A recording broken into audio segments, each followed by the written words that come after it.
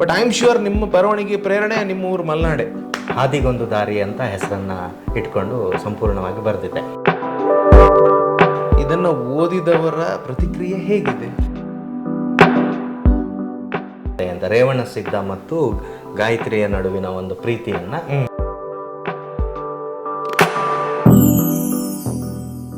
ಈಗ ಒಟ್ಟಾರೆ ಈ ಕೃತಿಯ ಸಿದ್ಧಾಂತ ಏನು sir? What is the ideology behind this? ಇವತ್ತು ನೀವು ಎಲ್ಲ ಮನೆಗಳು ಯುವಕರಿಲ್ಲದ ಮನೆಗಳಾಗ್ತಿದೆ. ನಿಮ್ಮ ನೆಚ್ಚಿನ ಲೇಖಕರು ಯಾರು ಮತ್ತು ಯಾಕೆ? 7ನೇ ಕ್ಲಾಸಿಂದ ಇಲ್ಲಿವರೆಗೆ ಸಾಧಾರಣ ಅನೇಕ ಕನ್ನಡದ ಪುಸ್ತಕಗಳನ್ನ ಓದಿ ನನಗೆ ಸೀನ್ ನೋಡ್ದಂಗೆ ಒಂದು ಸಣ್ಣ ಸೀನ್. ಜೀವನಯಾನ ಈ ಕೃತಿಯನ್ನು ಖಂಡಿತವಾಗಿಯೂ ನೀವು ಖರೀದಿ ಮಾಡಿ ಓದಬಹುದು.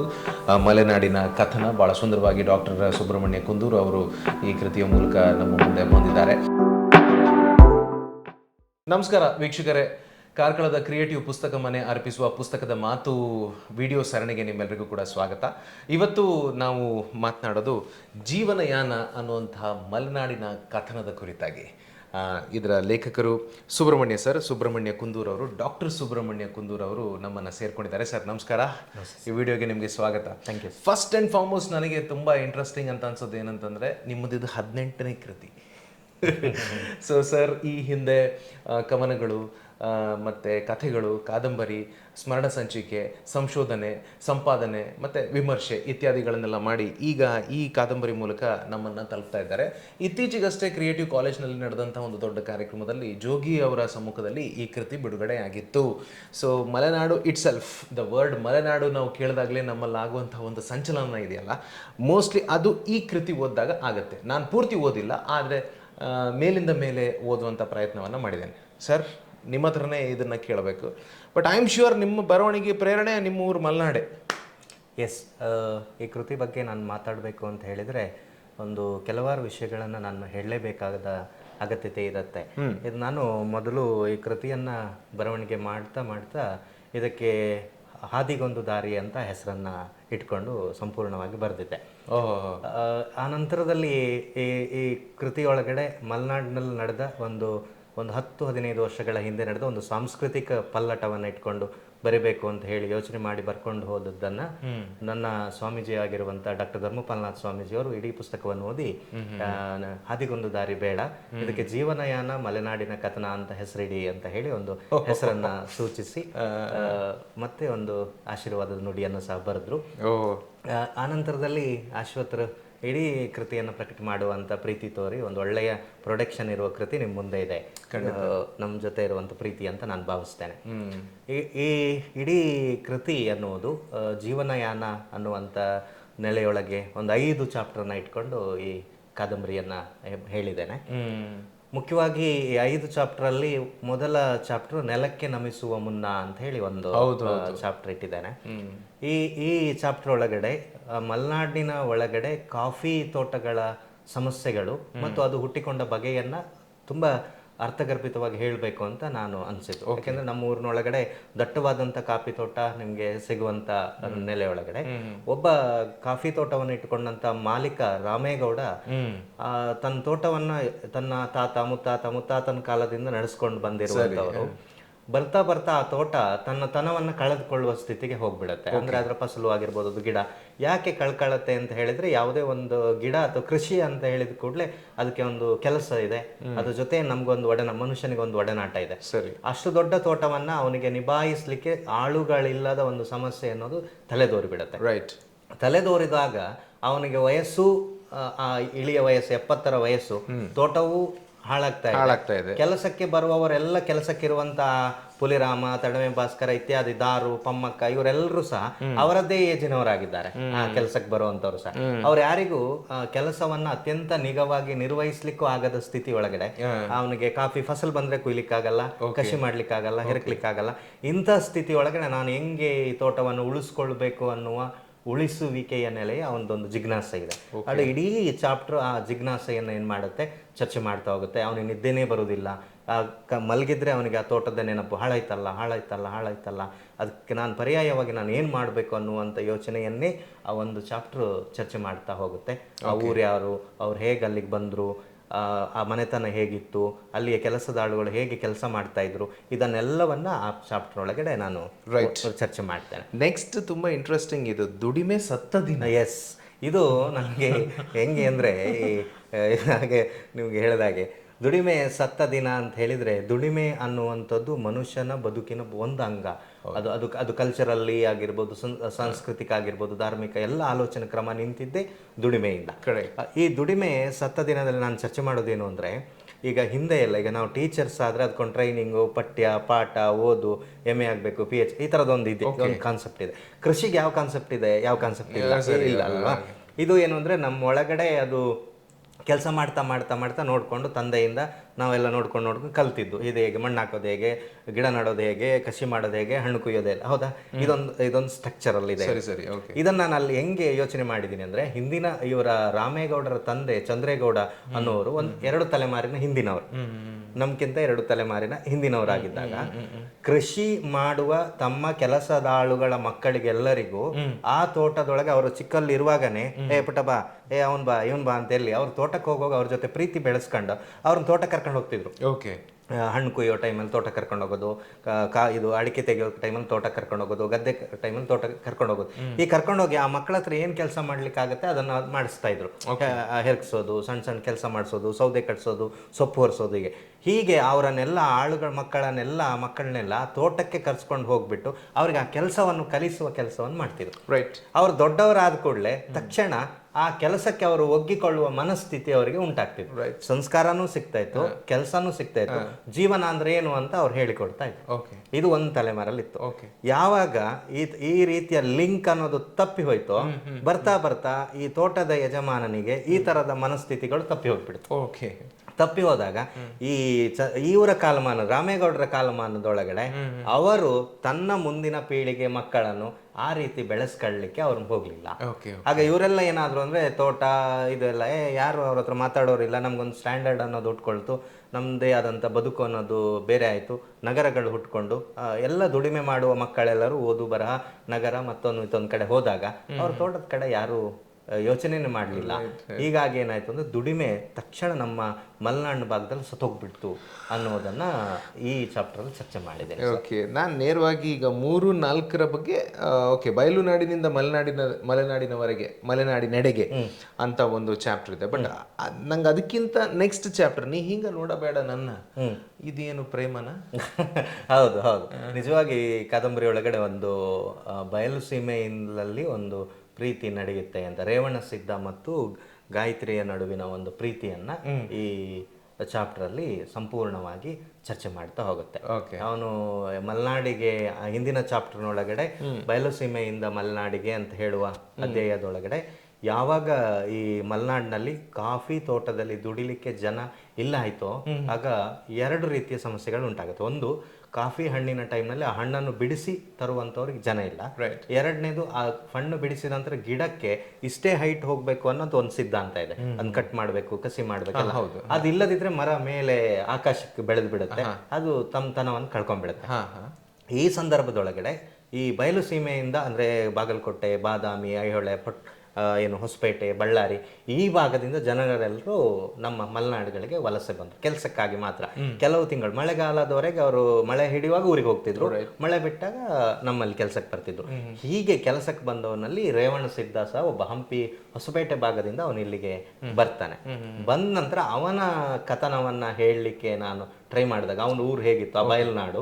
ಇಲ್ಲೊಂದು ವಿಶೇಷತೆ ಏನಂದ್ರೆ, ನಮ್ಮಲ್ಲಿ ತುಂಗಭದ್ರಾ ನದಿ ಅಂತ ಏನ್ ನೀವು ಕರಿತೀರಲ್ಲ, ತುಂಗಾ ನದಿ ಅಂತ ಏನ್ ಕರಿತೀರಲ್ಲ, ಅದು ಮಲೆನಾಡಿನಲ್ಲಿ ನಮ್ಮ ಶೃಂಗೇರಿ, ಜೈಪುರ, ಕೊಪ್ಪ ಈ ಭಾಗದಲ್ಲಿ ಹುಟ್ಟಿ ಇದೇ ನದಿ ಹೊಸಪೇಟೆ ಹತ್ರ ಹರಿಯುತ್ತೆ, ತುಂಗಾ ಡ್ಯಾಮ್ ಅಲ್ಲಿ ಹರಿದು ಹೋಗುತ್ತೆ.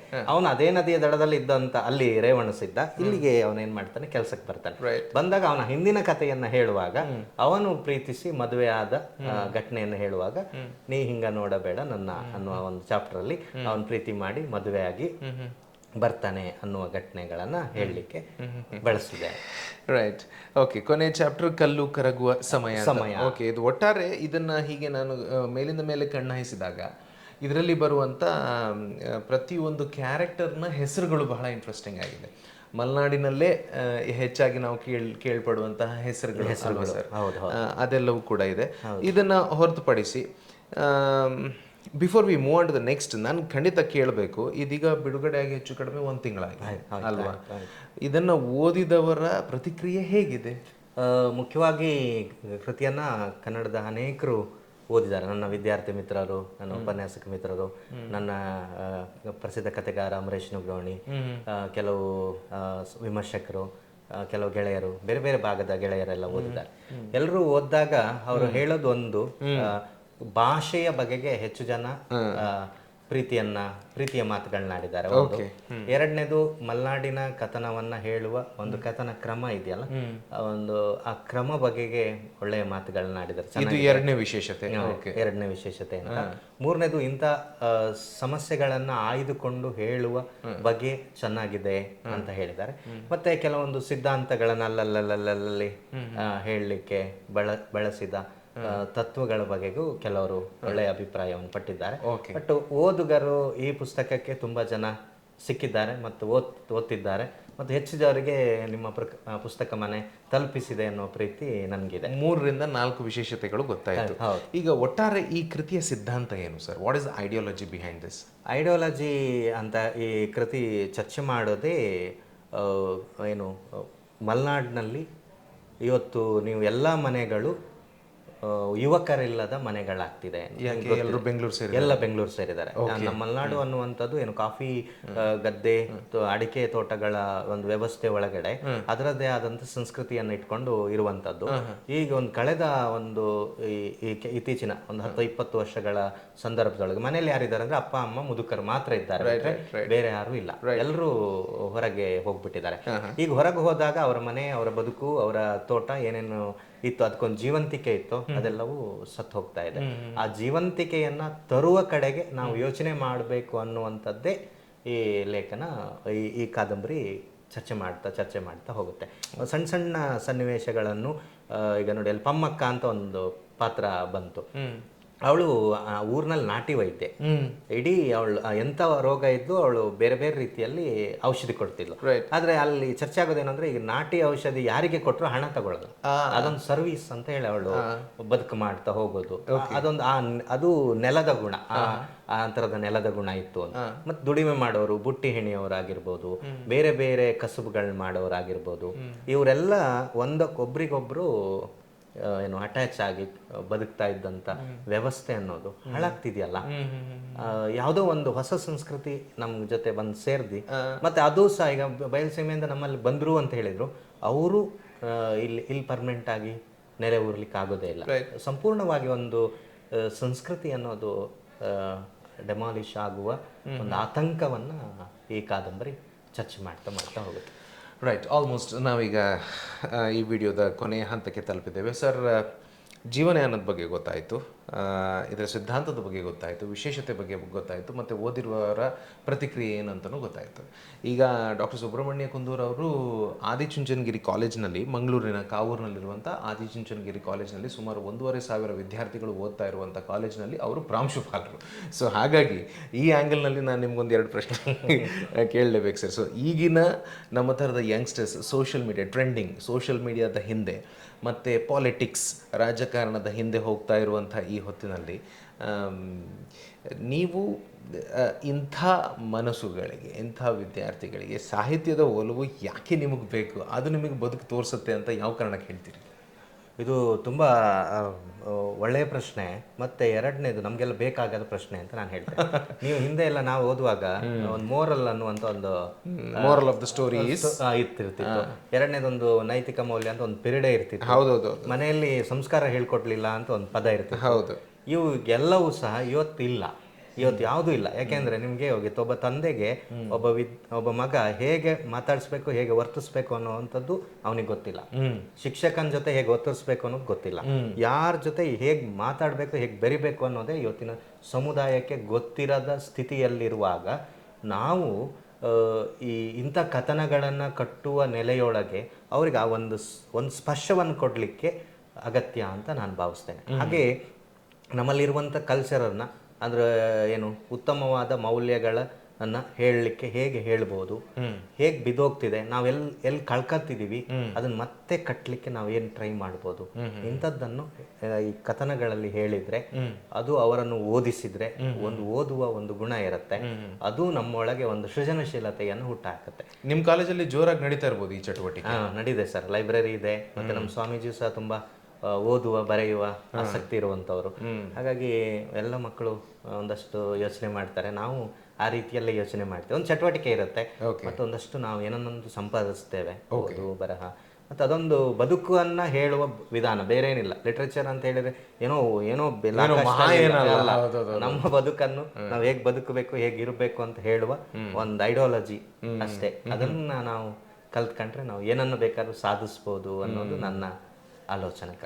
ನೀವು ತುಂಬ ಚೆನ್ನಾಗಿ ಹೇಳಿದ್ರಿ. ಜಯಂತ್ ಕಾಯ್ಕಿಣಿ ಅವರು ಕನ್ನಡದ ಭಾಳ ಪ್ರಸಿದ್ಧ ಸಾಹಿತಿಗಳವರು ಭಾಳ ಚೆನ್ನಾಗಿ ಹೇಳ್ತಾರೆ. ನಾನೇನೋ ನನಗೆ ಗೊತ್ತಿರೋದನ್ನೆಲ್ಲ ನಾನು ಬರಿತೀನಿ ಅಂತಲ್ಲ, ನಾನು ಬರೆಯೋದೇ ನನಗೆ ಗೊತ್ತಾಗೋದಕ್ಕೆ ಅಂತ, ತಿಳಿಯೋದಕ್ಕೆ ಅಂತ. ಹಾಗೆ ಸರ್, ಕೊನೆಯ ಒಂದು 3 ಪ್ರಶ್ನೆ. ಈಗ ಒಬ್ಬ ಒಳ್ಳೆಯ ಮಾತುಗಾರ ಅವನು ಒಳ್ಳೆಯ ಲೇಖಕನಾಗಬೇಕಂತೇನಿಲ್ಲ, ಅಲ್ವಾ? ಸೊ ಇದು ಕೃತಿಗೆ ಸಂಬಂಧಪಟ್ಟಿರುವಂಥ ವಿಡಿಯೋ ಆಗಿರೋದ್ರಿಂದ ಒಬ್ಬ ಒಳ್ಳೆಯ ಲೇಖಕನಾಗೋದಕ್ಕೆ ಆತ ಭಾಷೆಯನ್ನು ಯಾವ ರೀತಿ ಕರಗತಗೊಳಿಸ್ಬೇಕು ಅಂತ. ಇದು ಎಲ್ರಿಗೂ ಅನ್ವಯ ಆಗುವ ಪ್ರಶ್ನೆ.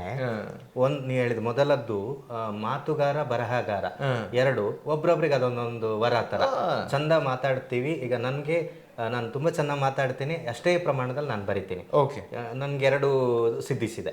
ಕೆಲವರಿಗೆ ಬರೆಯಕ್ ಬರುತ್ತೆ, ಮಾತಾಡಕ್ ಬರುತ್ತೆ, ಬರೆಯಕ್ ಬರಲ್ಲ. ಇದು ಅವರವರ ಒಳಗೆ ರೂಪುಗೊಂಡ ಒಂದು ಶಕ್ತಿ, ಅದು ಅವ್ರವ್ರಿಗೆ ಸಿಗೋದು. 2ನೇದು ಮಾತನಾಡ್ಲಿಕ್ಕೆ ಒಂದು ಭಾಷೆ, ಬರವಣಿಗೆ ಮಾಡ್ಲಿಕ್ಕೆ ಒಂದು ಭಾಷೆ ಅನ್ನೋದಿದೆಯಲ್ಲ, ಇದು ಹೆಂಗಿರ್ತಿತ್ತು ಅಂದ್ರೆ ಒಂದು ಅನುಕರಣೆಯ ನೆಲೆಯಲ್ಲಿ ಅನೇಕ ಲೇಖಕರು ಮಾಡ್ಲಿಕ್ಕೆ ಟ್ರೈ ಮಾಡಿದ್ರು, ಯುವಕರೆಲ್ಲ.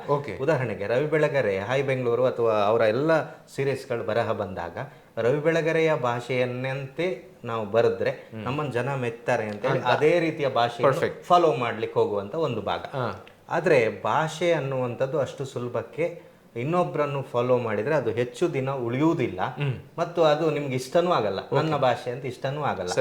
ಆದ್ರೆ ಒಬ್ಬ ಲೇಖಕ ಭಾಷೆಯನ್ನು ಫಾಲೋ ಮಾಡೋದು ಹೇಗೆ ಅಂದ್ರೆ ಅವನಿಗೆ ತನ್ನ ಭಾಷೆಯ ಬಗೆಗೆ ಮೊದಲು ಹಿಡಿತಾ ಇರಬೇಕು.